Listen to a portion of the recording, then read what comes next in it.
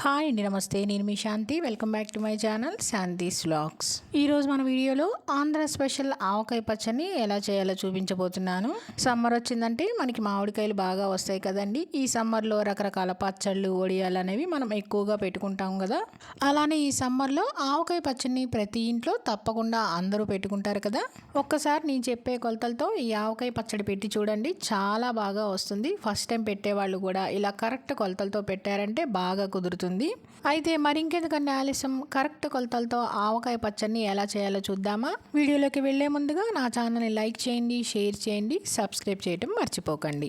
ముందైతే మనం ఆవకాయ పచ్చడి పెట్టుకునే ముందు మెంతులు, ఆవాలు, కల్లుప్పు అనేవి చక్కగా ఒక గంట పాటు ఎండలో ఎండబెట్టుకోవాలండి. నేనైతే ఇక్కడ 50 గ్రాముల మెంతులు, అలానే పావు కేజీ ఆవాలు, అలానే ఒక పావు కేజీ కల్లుపుని ఎండలో పెట్టుకున్నాను. తర్వాత మార్కెట్కి వెళ్ళి ఈ విధంగా చిన్న రసాలను చూసి తీసుకుంటున్నాను.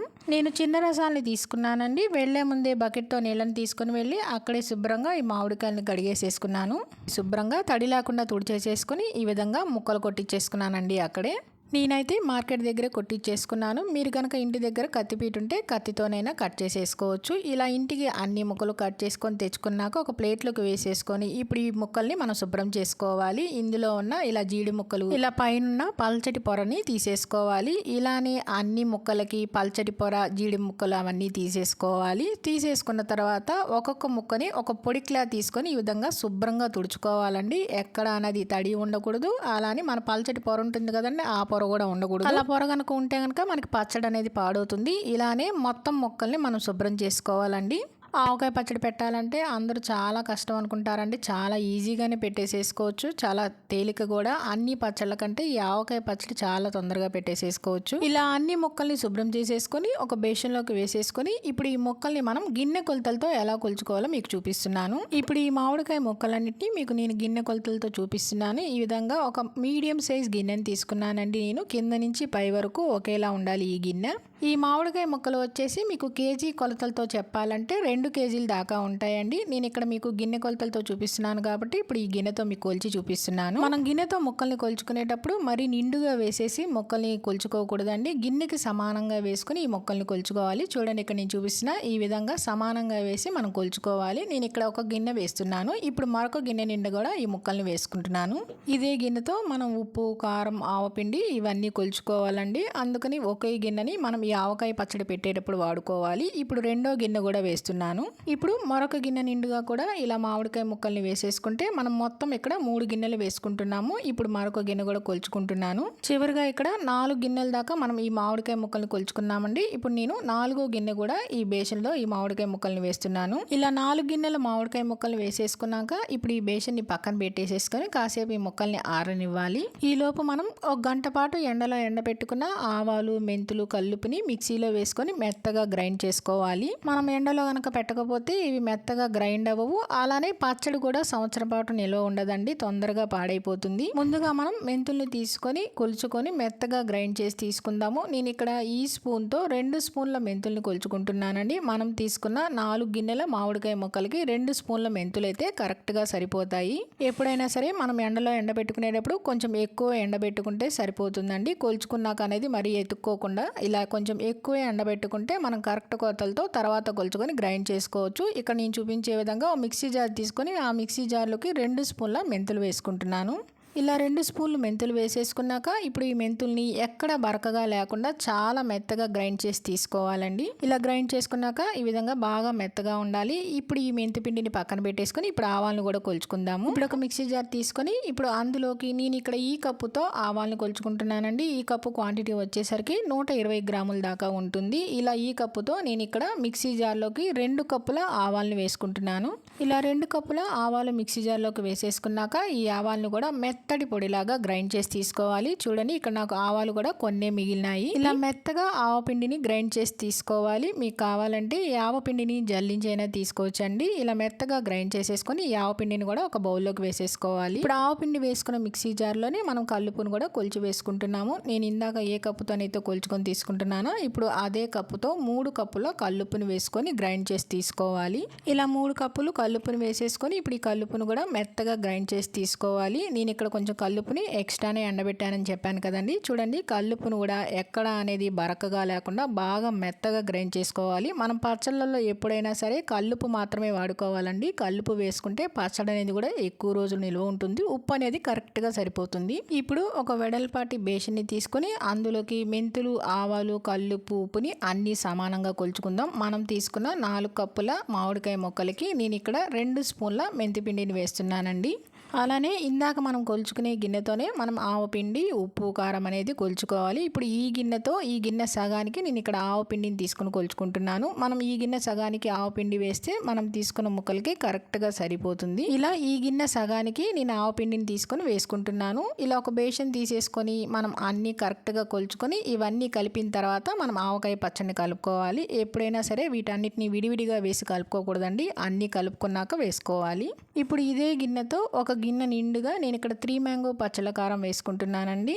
ఈ కారం అయితే మరీ ఎక్కువ కారం ఉండదు, తక్కువగా కారం ఉండదండి, సమానంగా ఉంటుంది. ఇలా ఈ గిన్నె నిండుగా నేను ఈ కారం వేసుకుంటున్నాను. ఇలా గిన్నె నిండుగా కారం తీసుకొని ఇప్పుడు ఈ ఆవపిండి వేసిన బేషన్లోకే మనం ఈ కారం కూడా వేసేసుకోవాలి. ఇప్పుడు మళ్ళీ ఇదే గిన్నెతో మనం ఉప్పును కూడా కొలుచుకుందామండి. మనం గ్రైండ్ చేసిన ఉప్పుని ఈ విధంగా గిన్నెలోకి వేసేసుకోవాలి. ఉప్పు అంతా ఒకసారి ముందే వేసుకోకుండా ఇలా కొంచెం పక్కన పెట్టేసేసుకుని మిగతా ఉప్పు వేసుకుంటే మనం 3వ రోజు తిరగతిప్పే రోజు మళ్ళీ వేసుకుంటే కరెక్ట్గా సరిపోతుందండి. ముందే ఎక్కువ వేసేసుకుంటే ఉప్పు అనేది ఎక్కువైపోతుంది కదా, కొంచెం తగ్గించి వేసుకుంటే సరిపోతుంది. ఇలా ఈ గిన్నె సగానికి అంటే అరగిన్నె ఉప్పు నేను ఇక్కడ వేసుకుంటున్నాను. మిగిలిన ఈ కొంచెం కూడా పక్కన పెట్టేసుకుంటున్నానండి. చెప్పాను కదా ముందే ఒకసారి వేసుకోకూడదని. ఈ కొంచెం పక్కన పెట్టేసుకొని 3వ రోజు తిరగతిప్పే రోజు వేసుకోవాలి. ఇలా సగం గిన్నె ఉప్పును కూడా ఈ కారం ఆవపిండి దాంట్లో వేసేసుకొని ఇప్పుడు ఈ 4టిని మొత్తం బాగా కలిసేలాగా చేత్తో కలుపుకోవాలండి. గరిటెతో కలుపుకుంటే అస్సలు కలవదు. ఎక్కడ అనేది ఉండలు లేకుండా ఇలా చేత్తో బాగా కలుపుతూ ఉండాలి. ఎక్కడ ఉండలనేది లేకుండా చేత్తో అన్నీ బాగా మిక్స్ అయ్యేలా కలుపుకోవాలి. ఇలా కలిపేసేసుకున్నాక ఇప్పుడు మనం కొలుచుకున్న మామిడికాయ ముక్కల్లోకి నేను ఇక్కడ 1 స్పూన్ పసుపు వేసుకుంటున్నానండి. పసుపు వేసుకుంటే రంగు అనేది మారదు, అలానే ముక్క అనేది కూడా గట్టిగా ఉంటుంది. ఈ మామిడికాయ ముక్కల్లో పసుపు వేసేసుకున్నాక ఇందాక మనం అన్నీ కొలుచుకున్న గిన్నెతోనే ఒక గిన్నె నేను ఇక్కడ శనగ నూనె తీసుకుంటున్నానండి. మీకు కావాలంటే నువ్వు పప్పు నూనె, నువ్వుల నూనె ఏదైనా వేసుకోవచ్చు. ఇప్పుడు ఈ గిన్నె సగానికి నేను ఈ నూనెని మామిడికాయ ముక్కల్లో వేసుకుంటున్నాను. మిగతా సగం పక్కన పెట్టేసేసుకోవాలి. ఇలా సగం నూనె వేసేసుకున్నాక ఈ ముక్కలకు అన్నిటికీ బాగా పట్టేలాగా ఒక 2 నిమిషాల పాటు ఈ ముక్కలన్నీ కలుపుకోవాలి. ఇలా 2 నిమిషాలు ఆయిల్లో బాగా కలిపేసేసుకున్నాక ఇప్పుడు ఈ ముక్కల్ని ఇలా రెడీ చేసి పెట్టుకున్నాం కదా, అలానే మనం ఆవపిండి, మెంతిపిండి అన్నిటినీ రెడీ చేసి పెట్టుకున్నాం కదండి. ఇప్పుడు మనం ఆవకాయ పచ్చడిని కలుపుకుందాము. ఆవకాయ పచ్చడి కలుపుకోవడానికి వీలుగా ఇలా ఒక వెడల్పాటి బేషన్ కానీ ప్లేట్ కానీ తీసుకోవాలి. ఇప్పుడు మనం రెడీ చేసి పెట్టుకున్న మామిడికాయ ముక్కల్ని కొద్ది కొద్దిగా తీసుకుంటూ ఈ ఉప్పు, కారం, ఆవపిండిలో ఈ ముక్కలన్నీ బాగా ఇలా కలిసేలాగా కలుపుకోవాలి. మనకి ఈ ముక్కలకు అనేవి ఆవపిండి, మెంతిపిండి ఇవన్నీ బాగా పట్టాలండి. ఇలా చేత్తో బాగా కలిపేసేసుకొని ఆ ముక్కల్ని మళ్ళీ ఈ ప్లేట్లోకి వేసేసుకోవాలి. ఇలా నూనెలోంచి కొద్ది కొద్దిగా ముక్కల్ని తీసుకుంటూ ఈ కారంలో కలిపేసేసుకొని ఈ ముక్కలకి కారం అంతా బాగా పట్టేలాగా కలుపుకొని ఆ మామిడికాయ ముక్కల్ని వేరొక ప్లేట్లోకి ఇలా వేసేసుకోవాలండి. ఇలానే మొత్తం మామిడికాయ ముక్కల్ని కారం కలుపుకుంటూ ఈ ప్లేట్లోకి తీసుకోవాలి. ఇలానే అన్ని ముక్కల్ని ఈ కారంలో కలుపుకుంటూ ముక్కలకి కారం అంతా బాగా పట్టేలాగా కలుపుకోవాలి. ఇలా కలిపేసేసుకొని ప్లేట్లోకి వేసేసుకోవాలి. ఇలా అన్ని ముక్కల్ని కారంలో కలుపుకొని వేసేసుకున్నాక నాకు ఇక్కడ చివరిగా ఈ కారం మిగిలిందండి. ఈ కారాన్ని కూడా ఒకసారి కింద నుంచి పైకి బాగా కలిపేసేసుకొని ఈ కారం మొత్తం కూడా ఈ మామిడికాయ ముక్కల మీద వేసేసుకోవాలి. ఇలా ముక్కల్ని కలుపుకుంటూ వేసుకుంటే మనకి గుజ్జు అనేది ఎక్కువ వస్తుంది, ముక్కలకి కారం కూడా బాగా పడుతుంది. కారం అంతా వేసేసుకొని ఇప్పుడు ఈ కారాన్ని కూడా కింద నుంచి పైకి ఈ విధంగా ముక్కలకి పట్టేలాగా మొత్తం కలిసేలాగా కలుపుకోవాలి. కారం అంతా ఇలా బాగా కలిపేసేసుకున్నాక ఇప్పుడు మిగిలిన నూనె ఉంది కదండి, ఆ నూనెను కూడా ఇలా వేసేసుకొని ఆవకాయ మొత్తం కలుపుకోవాలి. ఆవకాయ అంతా ఇలా బాగా కలిపేసేసుకున్నాక ఇప్పుడు ఈ ఆవకాయ అంతటిని ఒక వెడల్పాటి బేషన్లో పెట్టేసేసుకోవాలి. నేను ఇందాక నూనె వేసుకున్న బేషన్లోనే ఈ ఆవకాయ అంతా పెట్టేస్తున్నానండి. ఆవకాయ మొత్తం బేషన్లోకి వేసేసుకున్నాక ఇప్పుడు ఈ ఆవకాయని చేత్తో ఇలా పైన గట్టిగా ప్రెస్ చేసేసుకొని అంటే ఒత్తి పెట్టుకోవాలండి. ఇలా ఒత్తి కనుక పెట్టేసేసుకుంటే మనకి ఆవకాయ అనేది బాగా ఊరుతుంది. ఇప్పుడు మిగిలిన సగం నూనె ఉంది కదండి గిన్నెతో కొలుచుకున్నది, ఈ నూనెను కూడా పైన ఆవకాయ మొత్తం ఇలా వేసేసుకోవాలి. ఈ నూనె అనేది సరిపోదండి, మనం తీసుకున్న 4 గిన్నెల మామిడికాయ ముక్కలకి 1.5 గిన్నె నూనె సరిపోతుంది. నేను ముందే మొత్తం వేసుకోకుండా 3వ రోజు తిరగతిప్పేటప్పుడు వేసుకుందామని 1 గిన్నె మాత్రమే వేస్తున్నాను. ఇలా మూత పెట్టేసేసి 3 రోజుల పాటు ఈ ఆవకాయ పచ్చడిని ఊరనివ్వాలి. 3 రోజుల తర్వాత మూత తీస్తే చూడండి ఆవకాయ మొత్తం బాగా ఊరి నూనె అనేది కొంచెం పైకి తేలింది కదా. 3 రోజుల పాటు పచ్చడి బాగా ఊరి మనకి పచ్చడి కూడా కొంచెం తగ్గింది కదండి. చూడండి బాగా ఊరింది, నూనె కూడా పైకి తేలింది. ఇప్పుడు ఒకసారి గరిటతో కింద నుంచి పైకి ఈ ఆవకాయ పచ్చడిని అంతా బాగా కలుపుకోవాలి. పచ్చడి అంతా ఇలా కలుపుకున్నాక ఇప్పుడు ఉప్పును టేస్ట్ చేసి చూసుకుందాము. నేను కొద్దిగా పచ్చడిని టేస్ట్ చూశానండి, నాకు కొంచెం ఉప్పు అనేది కొద్దిగా తగ్గింది. మనం మిగిలిన ఉప్పు అనేది ఉంచాం కదండి, ఆ ఉప్పుని తీసుకుంటే నాకు ఇక్కడ అరకప్పు దాకా మిగిలింది. ఈ అరకప్పులో ఉప్పు మొత్తం వేసేసుకుండా ఇందులో 1/2 కప్పు మాత్రమే ఉప్పు వేసుకోవాలి. నాకు ఇక్కడ కొంచెం ఉప్పు మాత్రమే తగ్గిందండి, అందుకని నేను ఇందులో 1/2 కప్పు ఉప్పు మాత్రమే వేసుకుంటున్నాను. ఇలా ఉప్పు వేసేసుకొని ఈ ఉప్పు కూడా ఆవకాయ పచ్చడిలో బాగా కలిసేలాగా కలుపుకోవాలి. ఇలా 1/2 కప్పు ఉప్పు వేసేసుకున్నాక మిగిలిన ఉప్పు పక్కన పెట్టేసేసుకోవాలి. ఇలా 3వ రోజు తిరగతిప్పిన తర్వాత ఉప్పు వేసుకుంటే ఉప్పు అనేది కరెక్ట్గా సరిపోతుంది. అలానే మనం ఏ గిన్నెతోనైతే అన్నీ కొలుచుకున్నామో ఇప్పుడు అదే గిన్నెతో అరగిన్నె శనగ నూనె తీసుకున్నాను. ఇప్పుడు ఈ నూనెని కొద్దిగా పోసుకుంటూ మనం వేసుకున్న ఉప్పు నూనె అంతా బాగా కలిసేలాగా ఇలా చేత్తో కలుపుకోవాలి. గరిటెతో కలుపుకుంటే సరిగ్గా ఉప్పు అనేది కలవదు.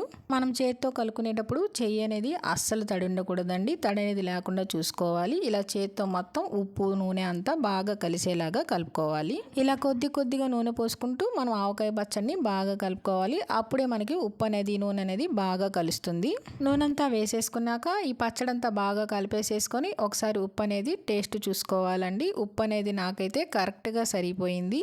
ఇలా కలిపేసేసుకున్నాక ఇప్పుడు తడి లేని ఒక జాడీని తీసుకోవాలండి. నేను ఎక్కడైతే జాడీలోనే పెట్టేసుకుంటున్నాను, కొంతమంది అయితే గాజు సీసాలో కానీ డబ్బాల్లో కానీ పెట్టుకుంటున్నారు. నేను ఇలా జాడీలో వేసుకుంటున్నాను. ఇలా పచ్చడి మొత్తం జాడీలో వేసుకొని స్టోర్ చేసుకోవాలి. ఇలా జాడీలో మొత్తం పెట్టేసేసుకున్నాక పైన మూత పెట్టేసుకొని క్లాత్తో క్లోజ్ చేసుకోవాలండి. ఇలా కనుక స్టోర్ చేసుకుంటే సంవత్సరం పాటు నిల్వ ఉంటుంది. అంతేనండి, ఆవకాయ పచ్చడి రెడీ అయిపోయింది. మీరు ఎప్పుడు చేసుకున్నా సరే ఇవే కొలతలండి, చాలా పర్ఫెక్ట్గా వస్తుంది.